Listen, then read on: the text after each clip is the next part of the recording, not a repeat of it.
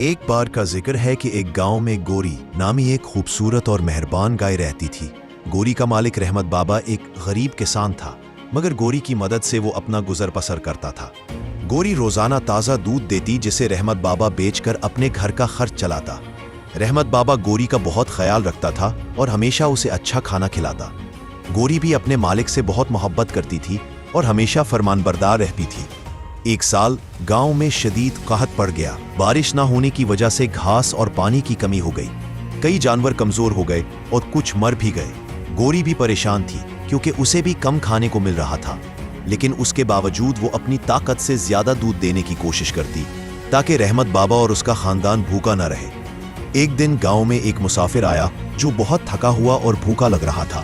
رحمت بابا کے پاس بھی کچھ زیادہ کھانے کو نہ تھا، لیکن گوری نے جیسے ہی یہ دیکھا اس نے زیادہ دودھ دیا تاکہ وہ مسافر پیٹ بھر کر دودھ پی سکے۔ مسافر بہت خوش ہوا اور رحمت بابا کو دعا دی، اللہ تمہاری گائے کو ہمیشہ برکت دے۔